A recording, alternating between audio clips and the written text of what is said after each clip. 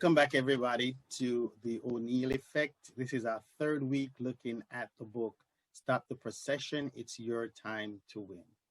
I am so happy that you can join in with me this evening again.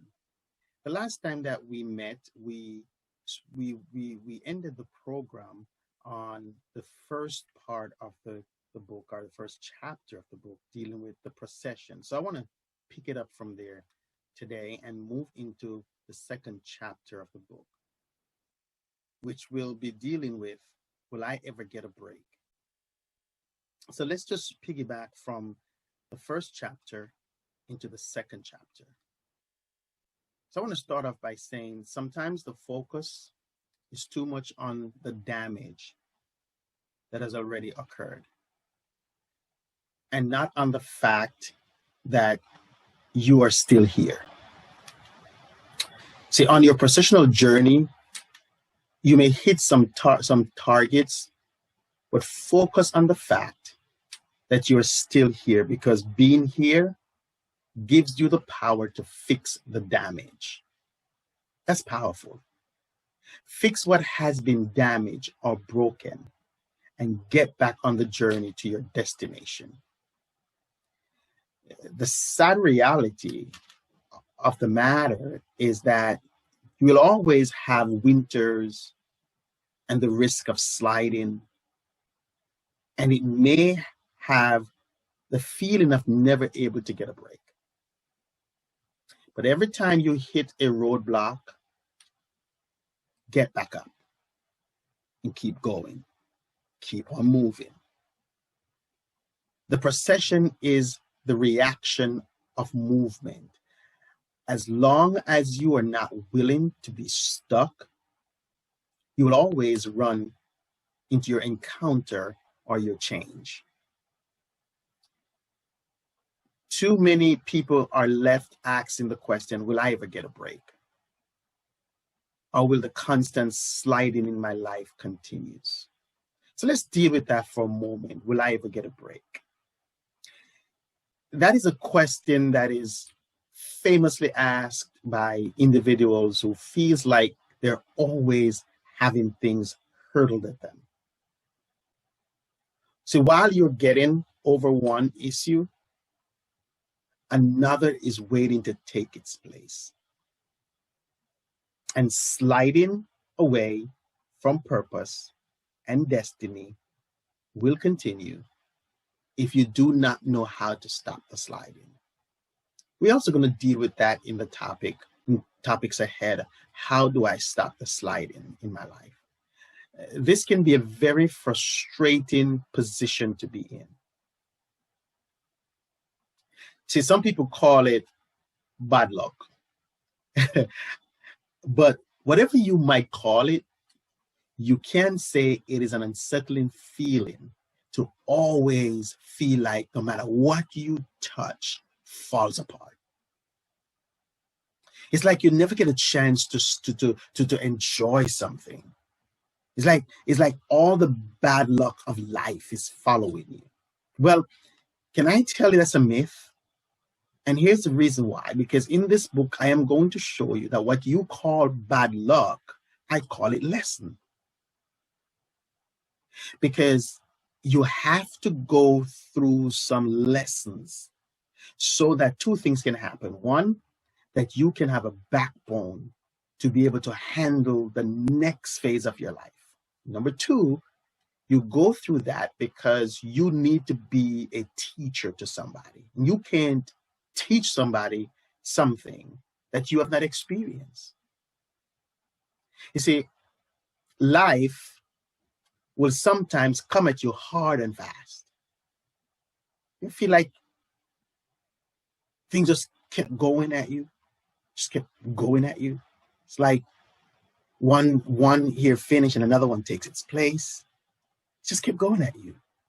And you wonder what in the world is happening. It doesn't wait for you to get over one struggle. It just makes it seem like nothing is working out the way you want it to. It is like you're always working hard for everything, while some people, Looks like they are always getting ahead no matter what they are faced with. And you're always having setbacks. And so you're asking yourself, will I ever get a break? See, the purpose of this book is to show you that break is coming. Yeah. And the problem we have is that many of us, we have lost ourselves in the process of the setbacks that we're having. We've lost ourselves. We've lost our drive. We've lost our motivation. We've lost our will to get up. You would have to love life to live life. Say that again. You have to love living to live. You have to love living to live. And the only way that you're going to live is how you handle the setbacks of your life. See, let me put it this way, the best way you can celebrate you is looking back at where you are coming from and how you survived that. See, many of us, we would love for life to unfold like a beautiful spring flower. But life plays unfairly and just keeps kicking you. And while you're down, when you feel like you're getting over, life just kicks you again. It is testing you. It's looking to see your strength. It wants to know how you're going to handle every situation in your life. Now, some of you call it the devil, some of you call it warfare, some of you call it different things. At this moment, can I call it life? That's life. You see, let's go back to the Bible for a moment. Every person that God called into ministry or anointed, appointed, never had it easy. They had struggles. They had life coming at them, ups and downs, feel like they never get a break. But you know what they had? Faith. We're going to deal with that in the book. Hope. We're going to deal with that in the book. Trust. We're going to deal with that in the book. Because if you don't have faith, hope, and trust, you've got nothing. You've got to have faith to believe that you're coming back. You got to have hope to believe in the tomorrow. And you got to trust in God that he's going to get you through this. If you have none of those, you're not coming back. And you're always going to be like you're in a roller coaster. Just keep going around and round and round and round and round and round.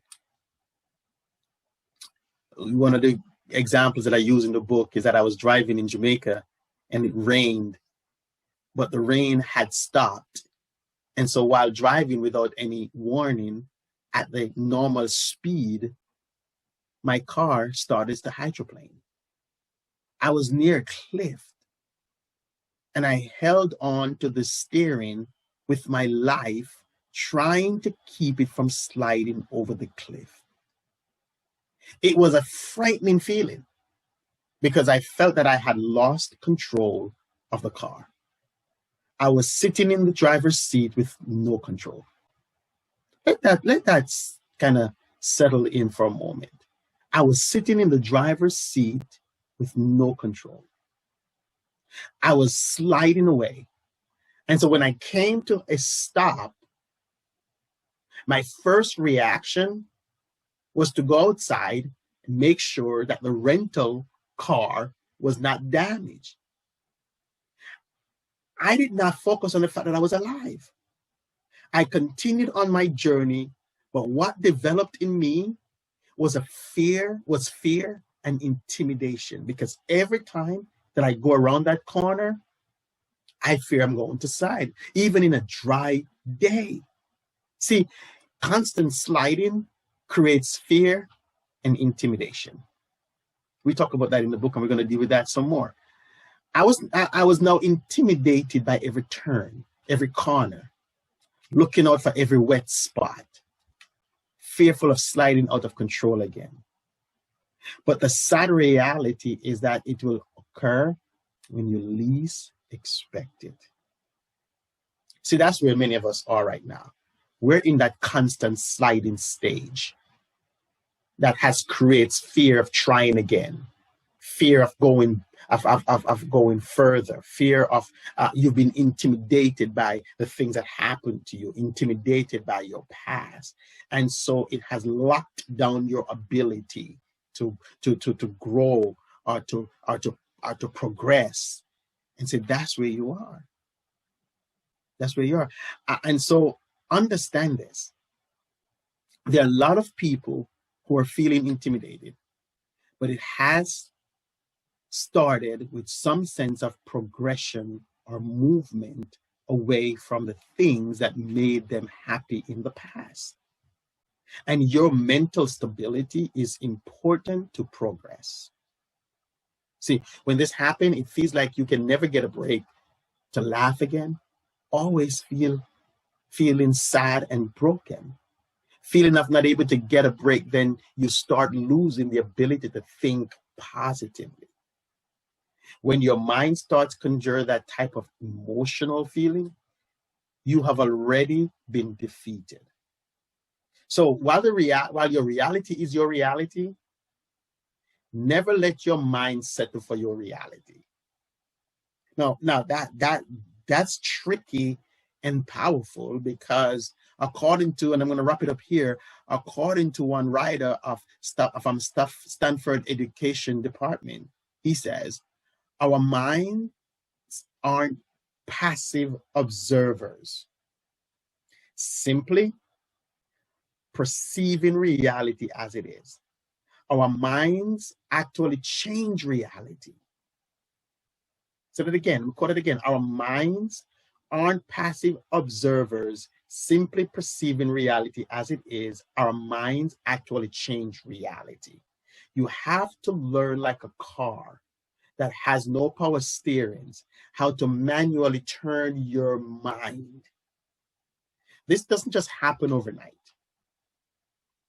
You have to first have a spiritual connection that helps to create that confidence in you, coupled with the experience of overcoming different battles. So, as we wrap this up, to be able to train your mind in thinking positive things is for you to be able to visualize positive things happening in the constant sliding of your life. This is when you see it before it happens. This will be more highlighted in the book as we go on. And so as we wrap it up today, and as I've said in the last 2 sessions, please go out and get this book. Pre-order it for $20. Or if you want to be an investor, say, Bishop Oneil, I believe in you. I've been on for the last 2 weeks, and the book has really touched me, ministered to me. I want to sow a seed in helping getting this book out. Go to Cash App, 201-966-8814. Use that number. Or go to Zelle and use Oneil Ministries. It's Oneil. Oneil Ministries at yahoo.com. I'd love your support to get this to the final stage of publishing. Thank you, everyone. And thank you for being a part of the 3rd week of the session on Stop the Procession, the Oneil Effect. Be blessed.